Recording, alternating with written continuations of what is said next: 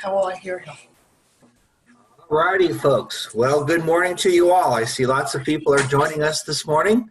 Welcome to another offering of the Kansas Association of County and the Governor's Office of Recovery as we put on another educational program about the Spark CARES Act funding program. Once again, good morning. My name is Bruce Chladni, and I'm the Executive Director for the Kansas Association of Counties, and it's great to have all of you with us this morning.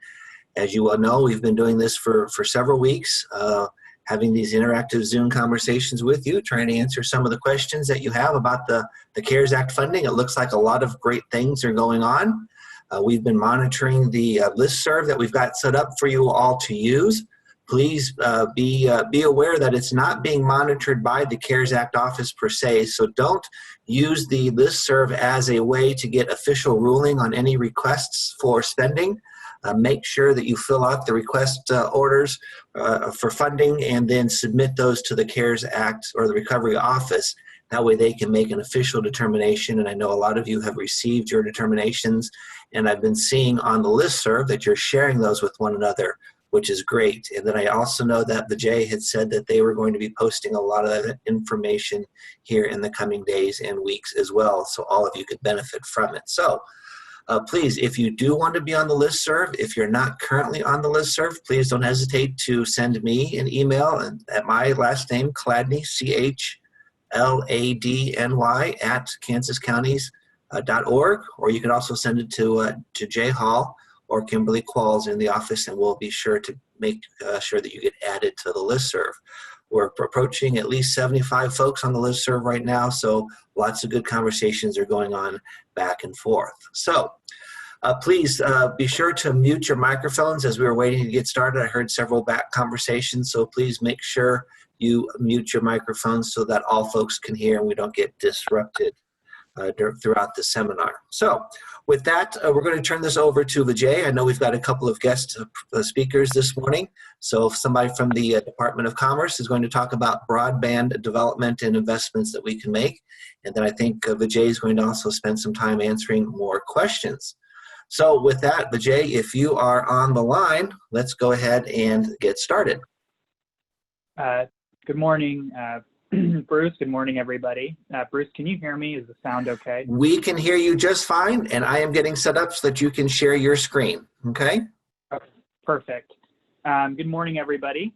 As Bruce mentioned, today we're going to be going through some updates from the Office of Recovery, some significant updates as it relates to our office and some frequently asked questions. And finally, we are really excited to have a presentation and some time with the Department of Commerce. They're going to be talking about both economic development, but also broadband development. And so I'm going to start with a quick, brief presentation of updates, and then I'm going to turn it over to them. And then finally, we'll end the webinar after they have completed with some time for question and answer.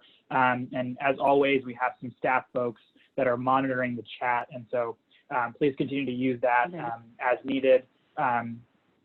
So what I'm going to do now is I'm going to share my screen and we'll go ahead and get started. If at any point you can't hear me clearly, please just let us know in the chat. Bruce, just let me know, and we can I can try to join in a different way or make sure that everybody can hear.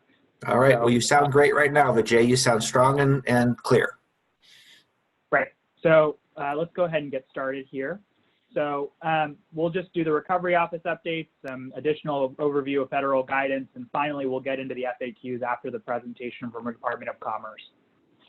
Round one updates, guidance interpretation requests are continuing to be sent. Please look for emails to your county point of contact or whoever submitted those requests for a formalized response over the next week if you haven't already received them. I think we've done about 80 so far. We have posted online under webinars questions from last Friday's Zoom along with frequently asked determinations. So we took the guidance determinations, we found ones that were continually being asked, and we put those into a centralized list of questions. That's all in one document. And what I'm going to do right now, just for ease here, I'll show you where that is. And I'll show you what that document looks like. So I'm going to stop sharing my screen and share the other screen.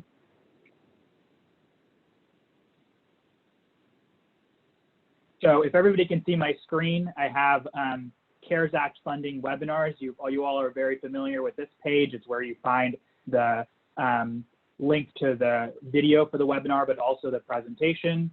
All you have to do is click County FAQ 729 here. Here are all of the questions that I said verbally from the previous 724 webinar from last Friday. We wrote them out and we were very clear if there were any clarifications that had to be made. I'll get through a few of them that are very important here in a second. And then if you scroll all the way down to the end of the page, if you go to the eligibility determination section, we took a lot of your eligibility determinations that we've been getting. We took the most frequently asked ones and we put those into this document as well. So you can read through those. And so even if they weren't shared on your listserv or you're still unclear about something, you can come here and see, is this allowed or is this not allowed? Because I know that some of these major types of costs are things that a lot of you are considering. So that is another resource for you. Moving forward, we're going to continue to do this sort of format. So we'll try to take some of the questions from the webinar chat. We'll put them into a similar sort of FAQ, and we'll continue to take guidance interpretations and put them into a frequently asked determination. But the first stop for you always is, if you're submitting a guidance interpretation, to fill out the form online and then wait for an individual response. You'll always get an individual response. And then those individual responses will then be reviewed and put into this document. So always watch out for that individual response. So let's go back to the presentation here.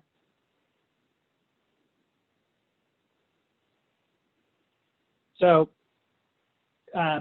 round two, the Spark Steering Executive Committees have given initial proposal like we talked about before. I won't go through those proposals again. Again, they're available online at the covid.ks.gov website under Spark meeting materials. The State Finance Council will meet today at 3 p.m. to provide final approval and feedback on round two funds. So after today, round two will start to be implemented. And if you'd like to listen in to that meeting, that'll be available at the State House website, at ks.gov, and the State House live link through the state legislature's website. And so you can listen in live there. A few housekeeping items. I mentioned these last time, but I just want to reiterate, try to centralize your communication as much as possible. A reminder that request for guidance interpretation, this is to determine the eligibility of expenses. Continue to use the form and you'll receive an individual email. The other avenue to get your general questions answered is the recovery@ks.gov. We've responded to over 100 of those responses. I know that we still have some left to go and some of you are waiting for responses on there. Either we've tried to answer them in an FAQ, or we try to answer them in the Zoom, but we'll continue to make sure that if you send in an email to us that you get a response. And so thank you for being patient with us on those. We'll continue to ramp up that effort moving forward, so you'll get responses back quicker on the recovery@ks.gov. And then finally, a top priority should be sourcing and securing PPE from outside vendors. Department of Emergency Management just asked us to let you all know that their stockpile of PPE at KDEM is a last resort and is not a place to buy PPE or source PPE. Try to do that from outside vendors first. So here are some key clarifications, and you'll see that this is also in the FAQ. So after some additional review with our legal team, we've determined that nonprofits are also eligible for reimbursement due to income losses due to COVID-19. I know originally I had said, and we had made the determination that only small businesses were allowed to receive money for losses in income due to COVID-19. So after some substantial review of our legal team, we've determined that small businesses can also include nonprofits.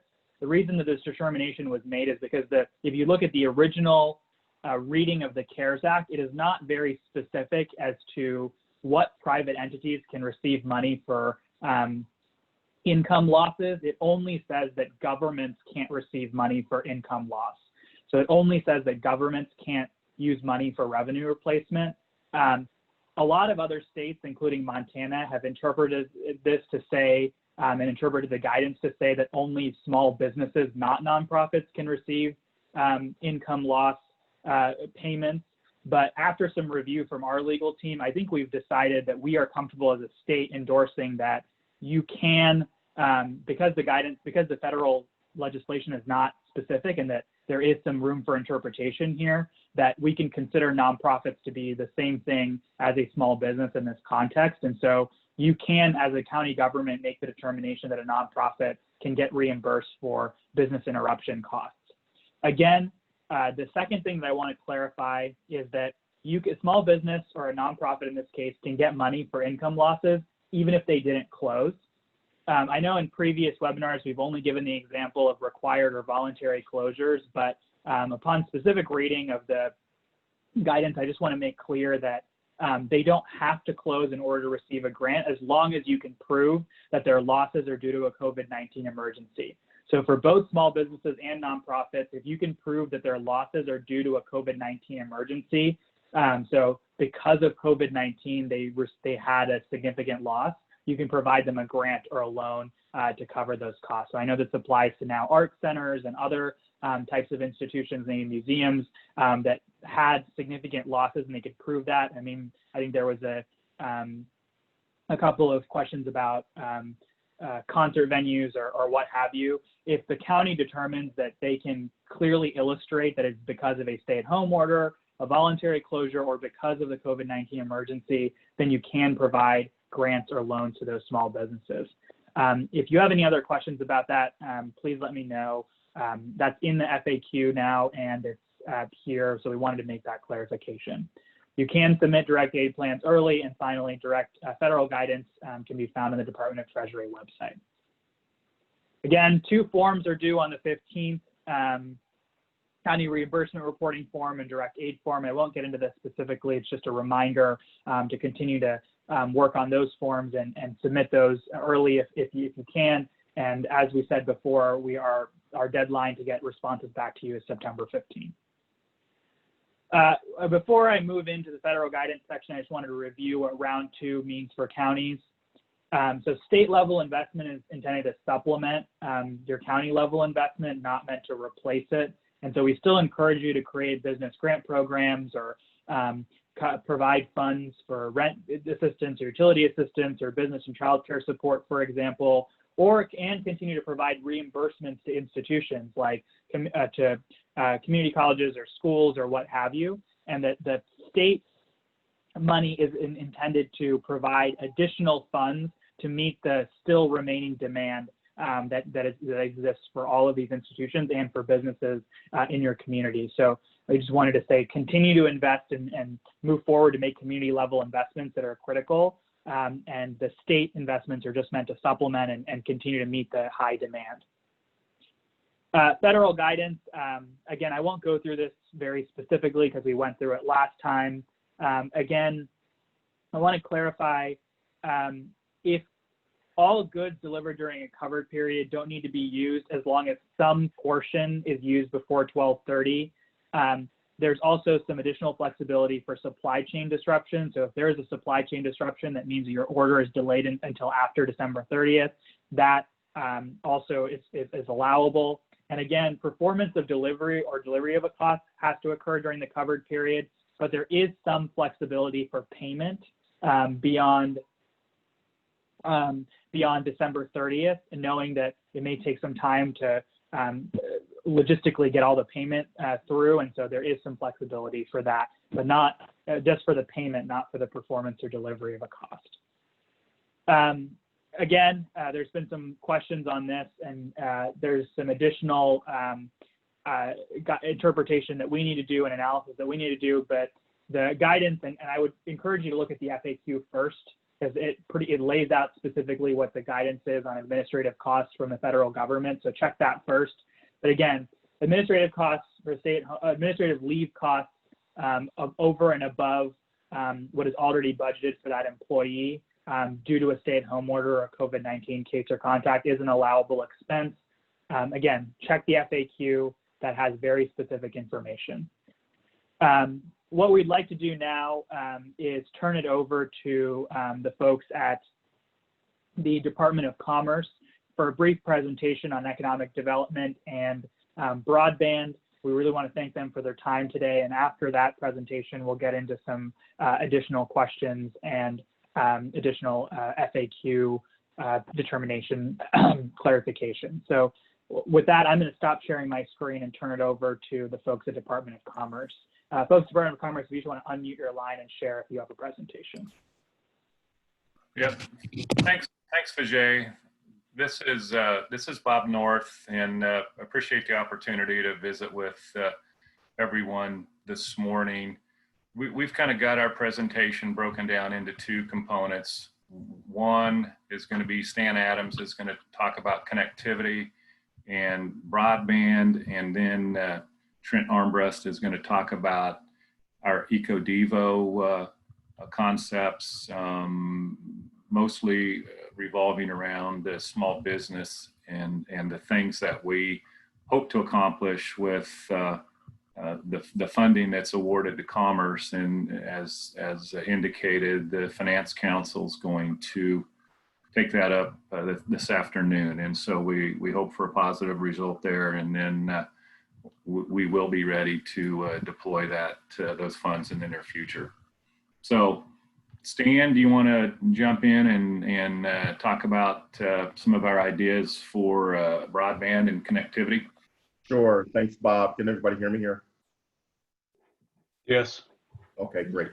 So what I'll do is give you an overview just to make, for those of you who may not be aware of what we're planning to do at Commerce in terms of funding, and then provide a few thoughts about how you all might be thinking about it. But more than anything, I think the top line is this is not going to be an easy path given the time constraints, but we're open to trying to be helpful as much as we can, and just kind of putting on the record in advance that a lot of we have challenges for how to expedite a large impact on such short timing. So our approach at Commerce in terms of the funding allocation that we requested, so that you have an idea of what's in the works, if you're not already aware, is we broke it into two sections, basically a supply and a demand bucket. On the supply side, which is the primary thing we think about in terms of infrastructure and access to connectivity, we've proposed funding that'll go towards providing grants for communities and service providers to partner up and build, to the extent there's projects that can be identified that can be completed by towards December 30 of this year. When it comes to infrastructure, that is a bit of a challenge, but we think there's likely in some of your communities, there's going to be opportunities for that to happen. So that we're optimistic about.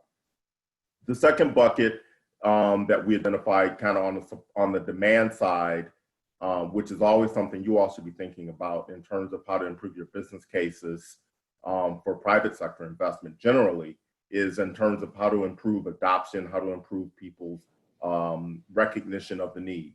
With the pandemic, that's become a little bit more clear for a lot of folks why internet connectivity is important. So we know that that's causing increased take rates for the service providers. But again, to be clear, so what we're doing on our funding request is to provide an allocation that will work with the service providers to support directly subscriptions through the end of the year with respect to low income, where there may be low income households where there's an affordability question in light of the pandemic that just becomes a real critical need. So those are the two buckets, and I'd encourage you generally to be thinking about the proposition in terms of either the supply side or the demand side, just in terms of how to wrap your head around the issues. In terms of what you can do, obviously we're here to be good partners for you. If there are things that if you are already in the process of talking with your service providers about specific gaps in your communities, I would encourage you to accelerate those discussions, because I think that, again, the timing is going to be of the essence if we are approved for what we're looking to do. A couple of additional thoughts. I think I would encourage you to think about short-term versus long-term solutions. You know, first of all, it's understanding what the needs are to the extent you have a bead on where the gaps are, some communities, particularly with respect to school districts, have done surveys and have tried to document where they don't have, where students or teachers don't have access to broadband. And in a lot of cases, steps have already been put into place. So I think short-term solutions, I think you all probably have heard about them and are already acted on in terms of hotspots and Wi-Fi enhancements. Those are good areas to invest in. Just keep in mind that those are generally going to just be short-term solutions.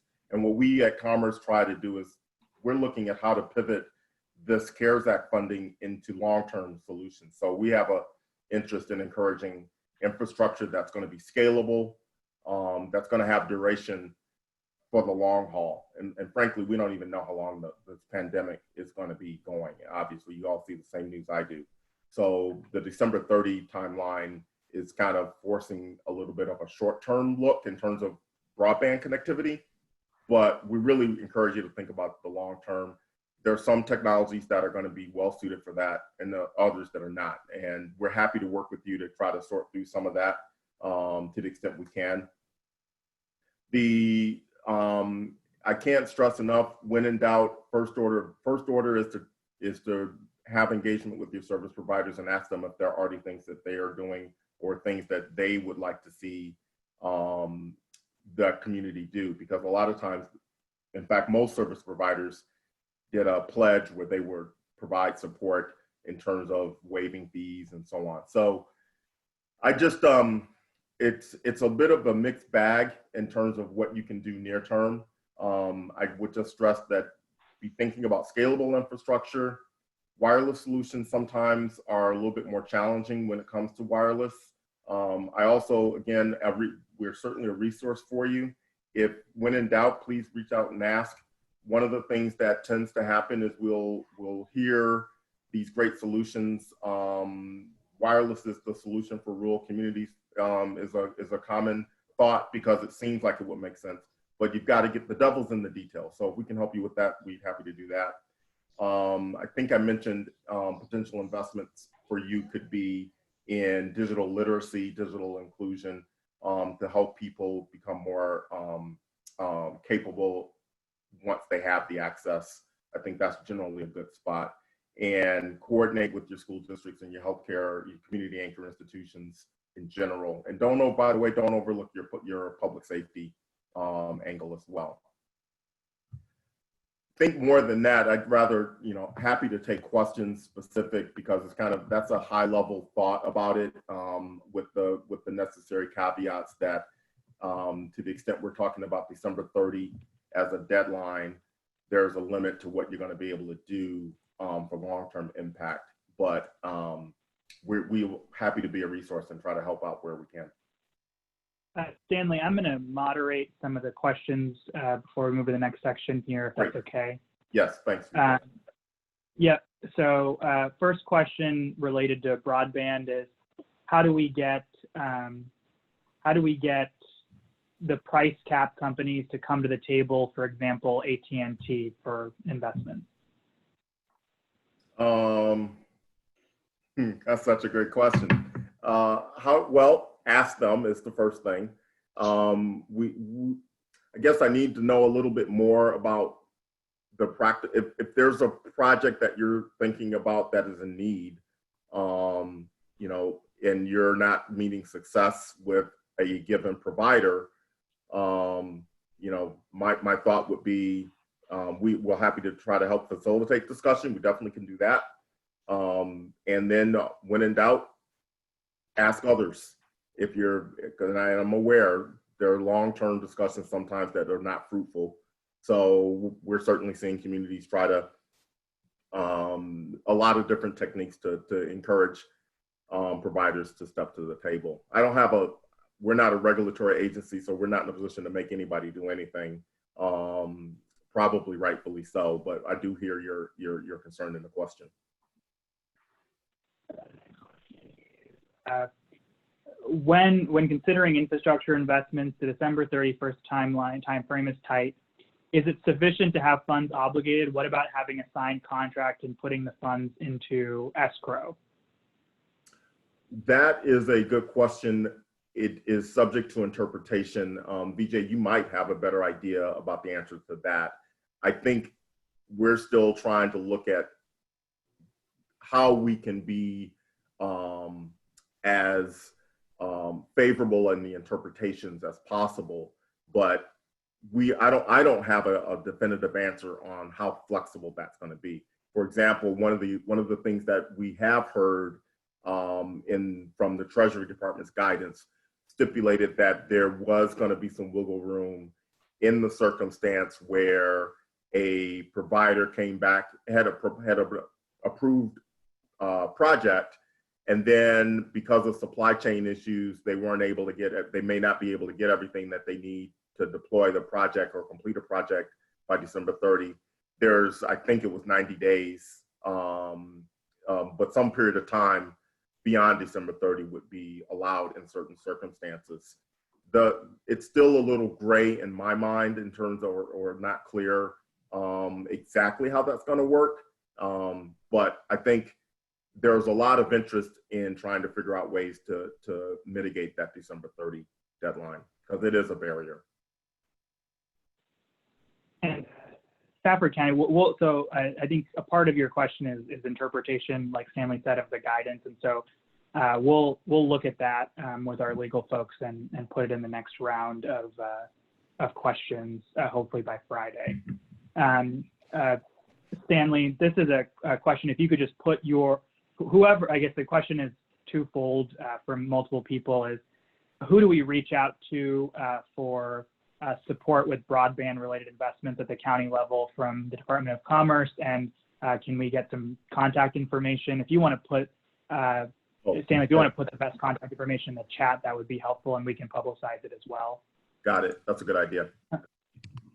So Stanley will do that. And then the last question I have here before we move to the next one is, if a school provided hotspots for students with this funding, actually, you know what, Trish, we're going to, Trisha, we're going to actually answer that one through guidance interpretation. So from our office. So I don't know if there's any policy specific questions. If you want to continue, Stanley, Trent, Bob.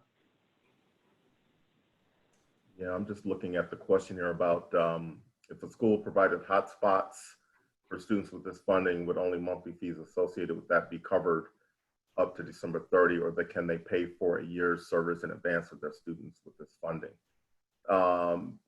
That's a really good question. One of the things, and that's one of the things that we're looking to try to do, so the CARES Act, again, as I understand it, and as VJ said, we'll follow up on the interpretive pieces of this. With our funding, with the Commerce Department's funding, if we get it, the idea on that would be we're thinking it's only going to be through December 30. And we're looking to come up with arrangements with the service providers that they would, in conjunction with our effort through the end of this year, they would in turn provide some support going into the next year.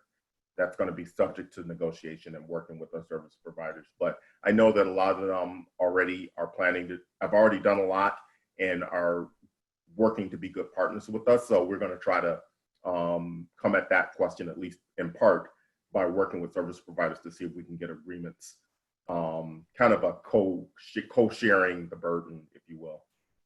But that's all I have for here, and I'm gonna put my information in. You guys, you all, please do feel free to shoot me an email or call with questions. I know that a lot of times these issues are very local in nature, so we just wanted to make sure you had an idea, know that we're here, and we are actually trying to make an impact on your behalf.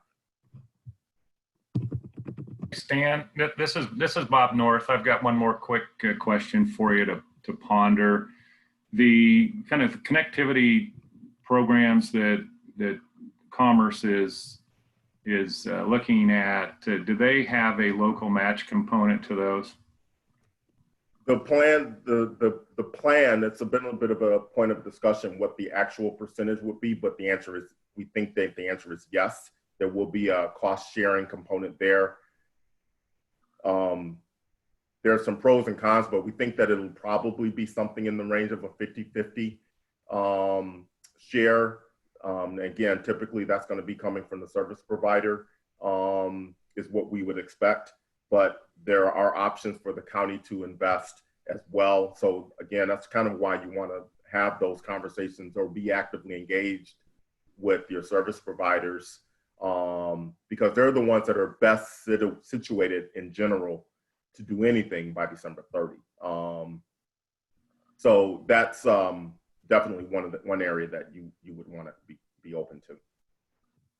Yeah. Thank you. I think if counties, as they're looking at ways to expend their funding, that's a possibility. At least it's an option to think about. Would be to use county resources through the CARES Act to provide some of that match. So great. Okay. Well, thanks, Stanley. Trent Armbrust is gonna speak next. He's gonna talk about Commerce's kind of eco-devo requests for funding and how those might be rolled out and what they could potentially look like across the state. So, Trent. Thanks, Bob.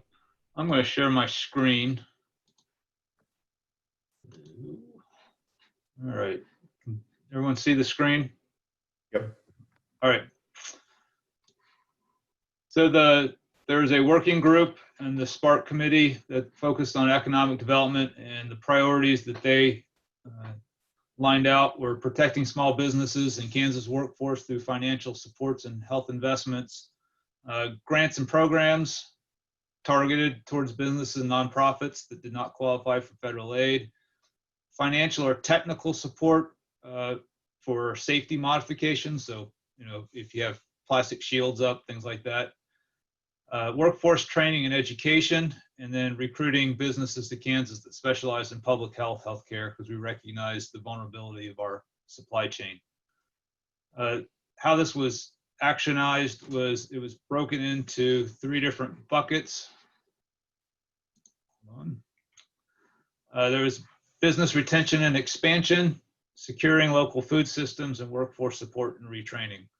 Specifically in the business and retention and expansion, there's direct grants to small and medium-sized businesses, both for-profit and not-for-profit. And this grant program would be, the businesses would apply to the Department of Commerce, and then the money would be dispersed out.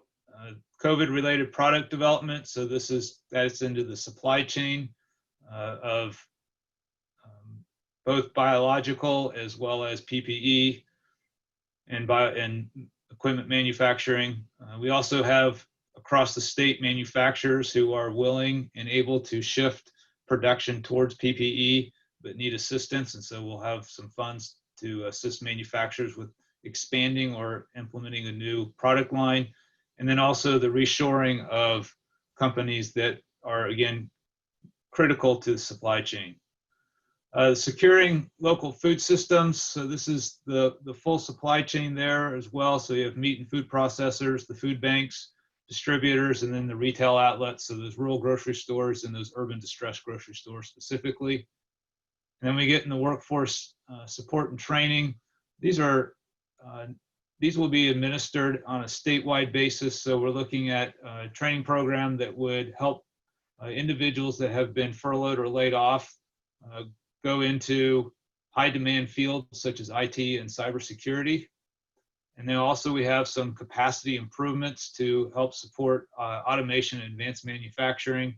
And then lastly is the Kansas Works program to help job seekers and their support of finding new jobs.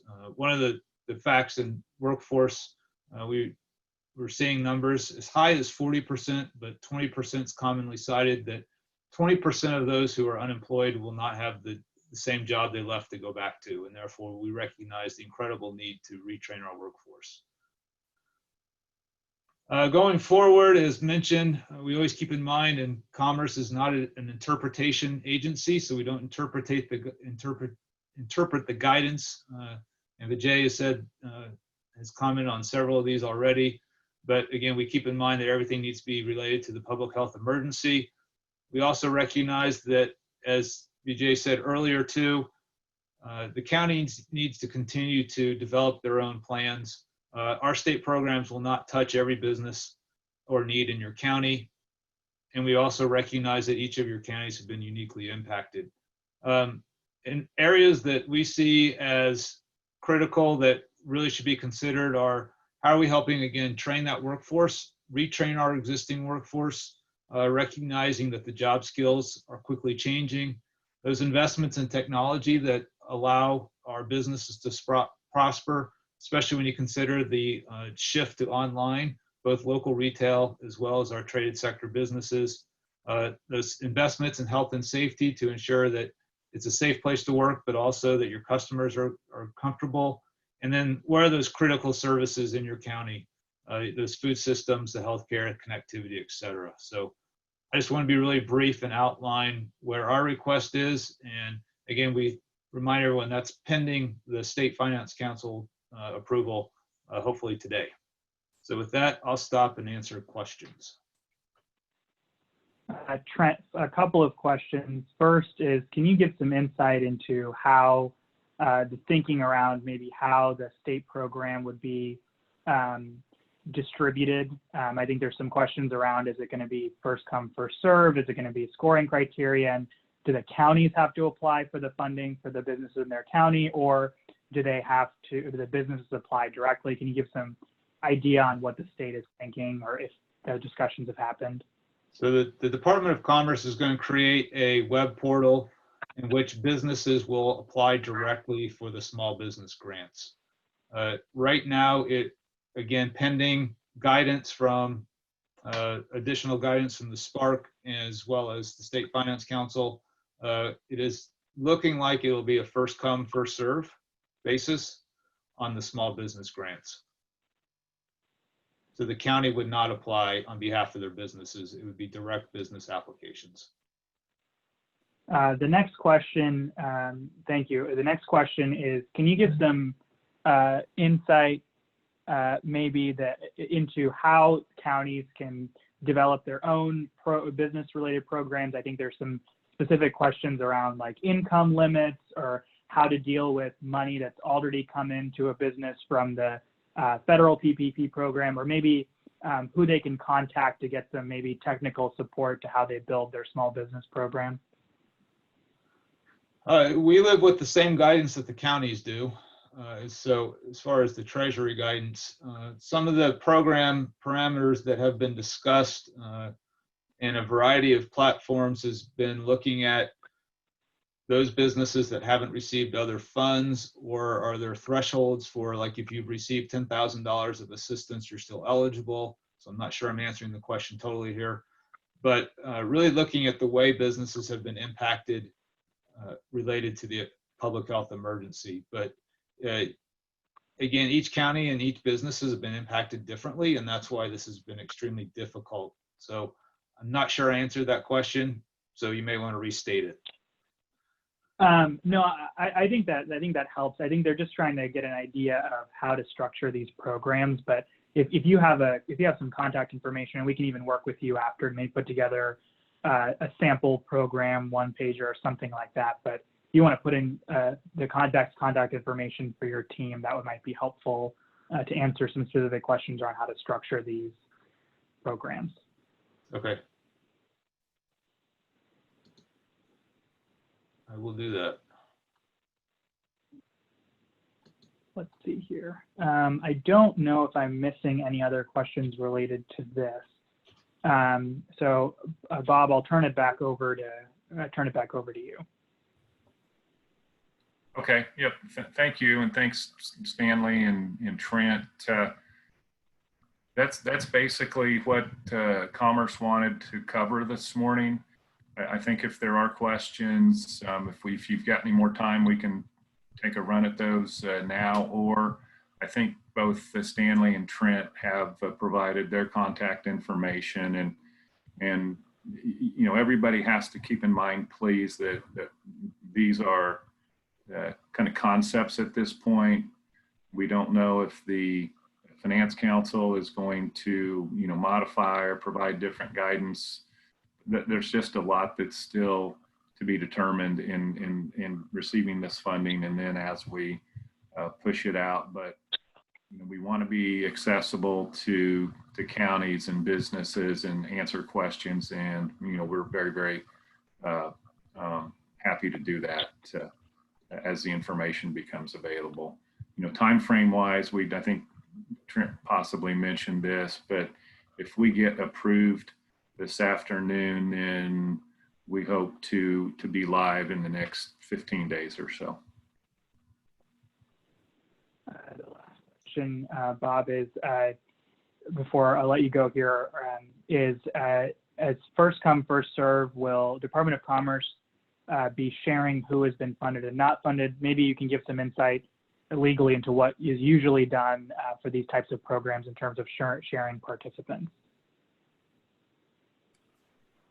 Sure, and after the process is completed and we've entered into grant agreements with businesses, or in the case of connectivity projects, you know, with an ISP or a city or a county, then those agreements will become public record, and so those can be shared. In terms of the applications themselves, we typically don't disclose those, certainly not while they're pending, but after the process is over, we're able to share which requests were funded.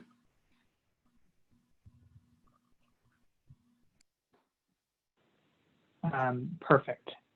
Thank you. So I appreciate Bob, Trent, Stanley, your time today. What we're going to do now, thank you so much for doing that. What we're going to do now is turn back over to the original presentation here and go through some of the questions that are in the chat, but also a couple of other updates. Right before I do that, and there's been some questions around the guidance interpretation form. So the best thing to do, I think, if you have Adobe Acrobat, is to download an Adobe Acrobat. The other thing that you can do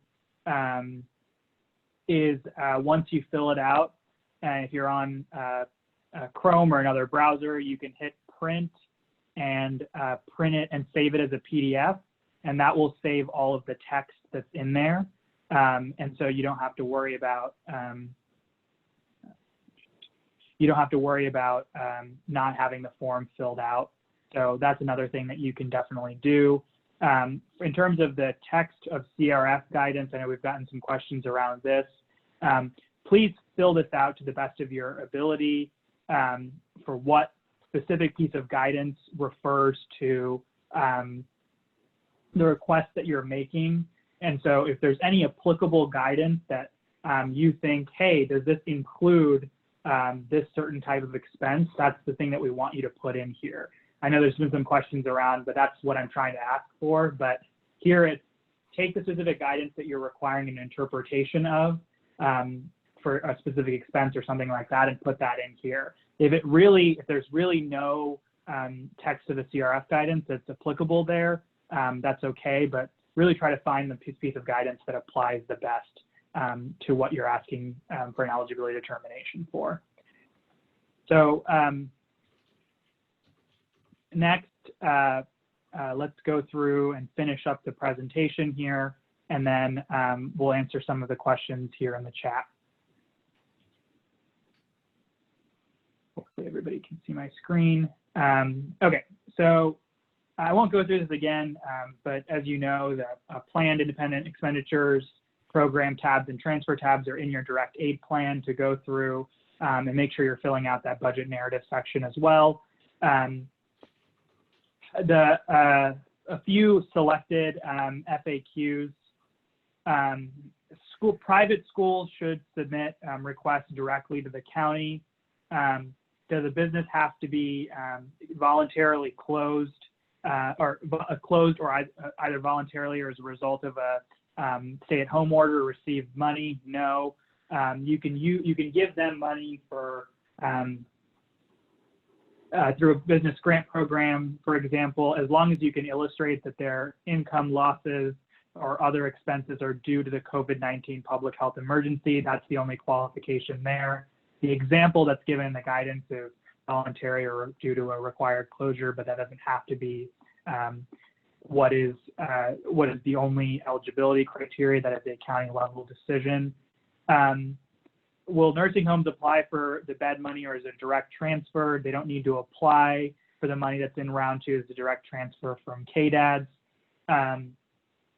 Again, if employees were sent home for safety concerns, are budgeted wages eligible for reimbursement?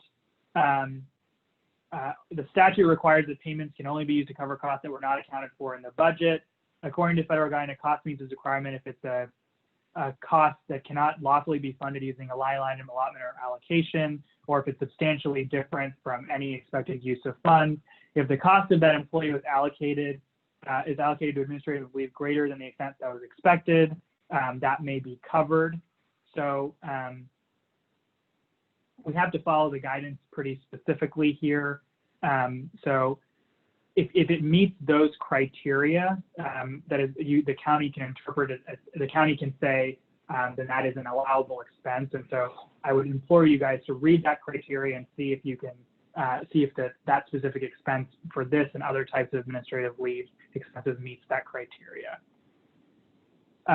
Again, I won't go through this because we did it last time, but payroll reporting needs to be a single line item for each job position.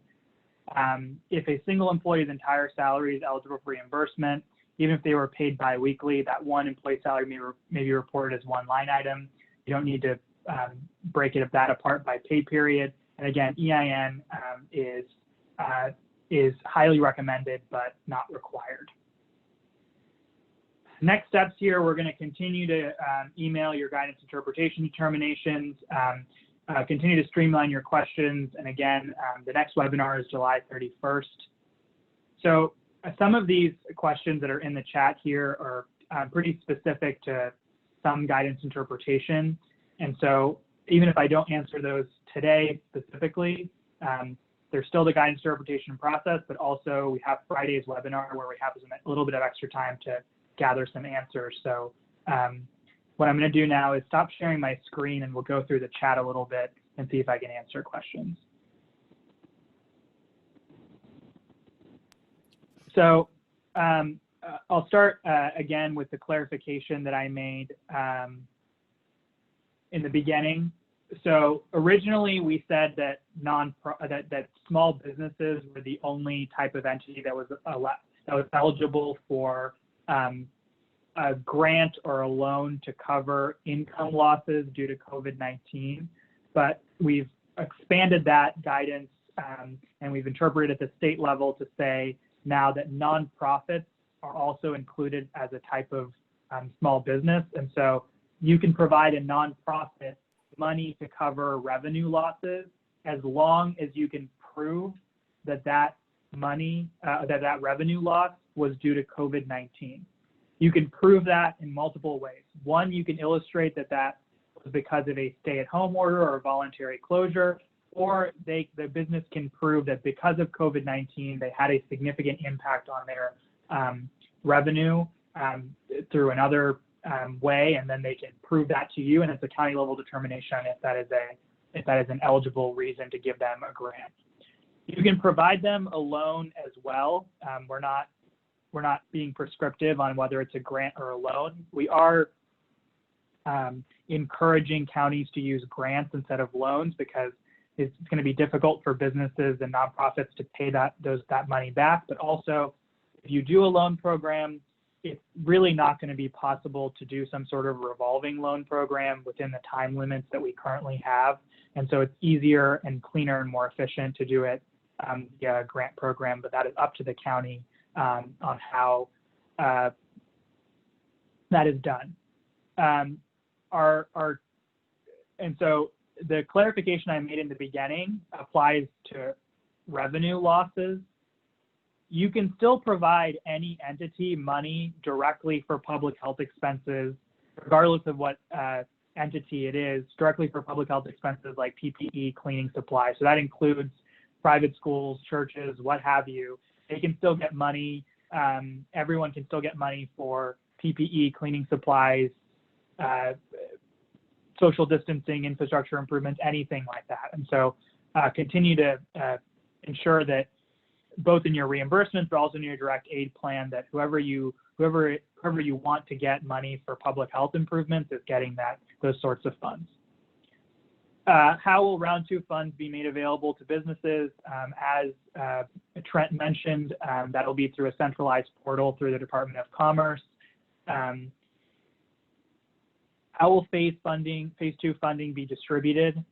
So I know that's a difficult answer for folks because you want to know kind of how all of that process will work as you're developing your programs. We have to get approval from the State Finance Council first. I will tell you that all of our agencies have already started the process of developing those programs because they know they have to get them out quickly. And so in the coming weeks and within 30 days, we're hoping to have all of the round 2 programs, at least a process identified for how applications would work or how development or distribution would work. And so we'll continue to give you information as it is, but we have to ensure that State Finance Council approves the funding first, and they have the ability to make changes if they choose to do so. So we have to be cognizant of that before we get too far ahead or give you any specifics. I can assure you that our agencies are working on that specifically. Our vehicles and health department trailers, both an acceptable expense. Will there be any restriction on the vehicle? I don't want to answer that specifically because it is a guidance interpretation question. I don't know if it's already been answered, so I can check that for you and bring that back on Friday. I can tell you that one of our round 2 proposals was providing a vehicle for public health nurses so that public health nurses can then access additional rural communities to provide support to local health departments. And so that was an allowable expense because it's necessary to meet the needs of the emergency that we're currently in.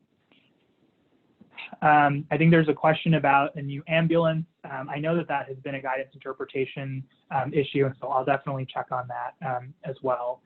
I don't want to give you a specific answer right now without checking with our legal folks.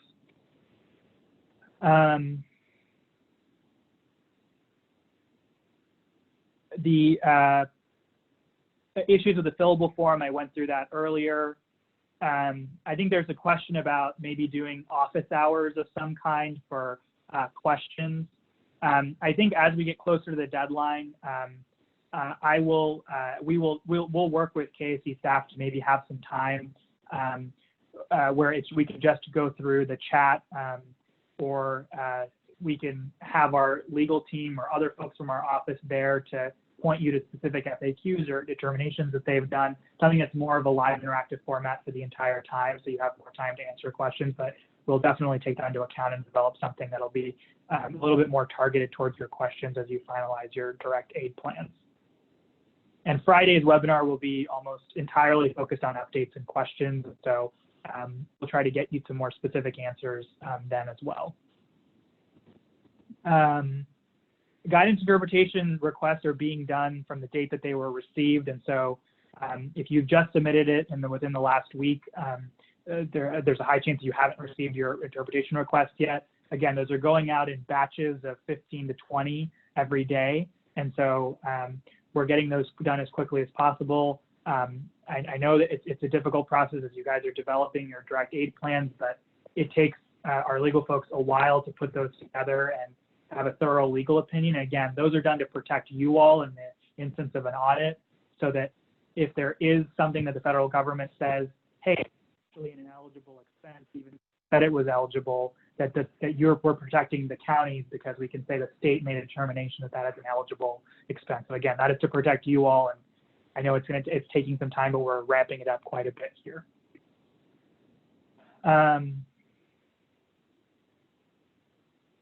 So to keep going here. So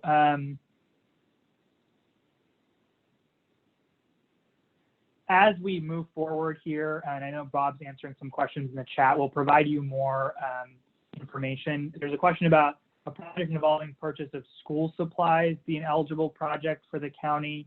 So I would implore you to think, is this necessary for the, because of the public health pandemic? When you say school supplies, if it's cleaning supplies or other public health related materials, that is clearly attributable to the public health pandemic. But as you get farther and farther away from that, continue to think about what is necessary for the public health pandemic and what is also not already budgeted for or is substantially different from what is existing, what is budgeted for already. And so continue to think about what is necessary for the public health pandemic. There's a question about churches and contributions. I don't know the answer to that. That's something that we'll have to get back to. I don't want to provide a specific answer right now. Can somebody outline how we would fund private schools in our community? Private schools get reimbursements. Oh, public schools get reimbursements. Private schools will get reimbursed as well with the new guidance on nonprofits. So private schools can apply directly to the county, similar to any other type of institution, to get reimbursements for expenses or to get money through a PPE program or a grant program. Again, when I'm talking about adding nonprofits to the existing guidance about small businesses, I'm specifically referring to what entities are allowable for grants for revenue losses. So there's a difference between grants for revenue losses or income losses and grants for public health related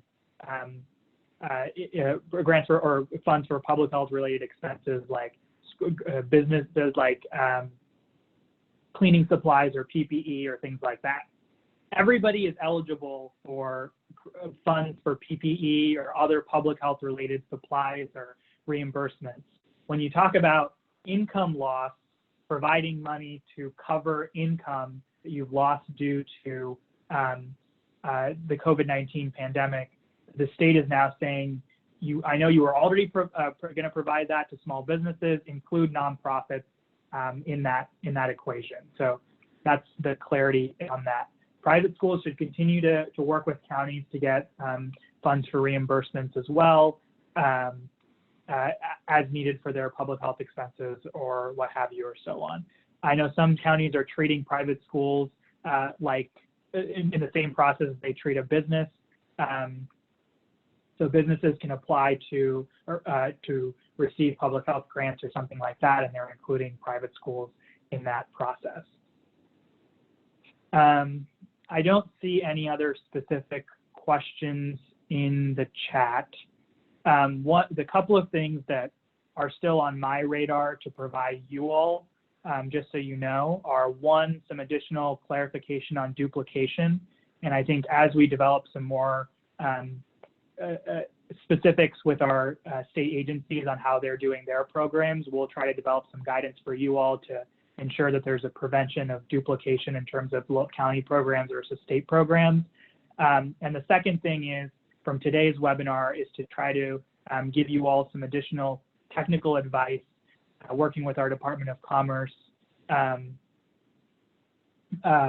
in relation to how to build a business grant program or how to implement a business grant program. Again, you can work with our Department of Commerce staff, but we'll try to provide you sort of one pager or something like that to help you design those programs. I see I'm missing one other question. Working through this here. Will funds provided by grants to replace business revenue losses be taxable at the federal or state level? It's a really good question. I apologize. I don't know the answer to that off the bat. And so, again, we're saving the chat we will answer these questions specifically, just like we did for last Friday. In terms of what I'll say for the revenue losses portion of it, or towards the revenue losses portion of it, the guidance is pretty flexible to the counties on how they determine those programs, or the government entities on how they determine those programs. And so it's up to the county to determine, is this due to COVID-19 specifically, and how you reimburse or provide funds to those entities. And so that is up to the county, and again, we'll provide some additional information on that. And I know the taxable question is a big one, so we'll make sure to answer that in the PowerPoint on Friday, and to the best of our ability. So thanks, everybody. I appreciate everyone's time. Again, Friday will be more dedicated to questions, but the last thing that I'll say, and I mentioned this to Bruce earlier, is that we're going through some significant changes in terms of staffing at the Office of Recovery. And so we've brought on a new executive director, Secretary Julie Lorenz, who is going to maintain her position as Secretary of Transportation for the state of Kansas, but also serve in a dual role as Executive Director of the Office of Recovery, and get some extra support from Secretary David Tolan, Department of Commerce, and Secretary of Administration, D'Angelo Burns-Wallace. And we brought in some additional staff, additional legal staff, and we're continuing to hire out more positions. And so we're ramping up significantly. And so questions, again, will get answered quicker. We'll try to provide you more and more information, but I just wanted to say we're continuing to ramp up our staff, and it's been kind of a skeleton crew so far, but we so appreciate you guys being patient with us and all of the incredible work that you all are doing. I know this is an unprecedented program and an unprecedented time. And so we really appreciate the partnership, and we will continue to do what we need to do to help you all. Thanks, Bruce. All righty, Vijay. Well, thank you so much for doing this.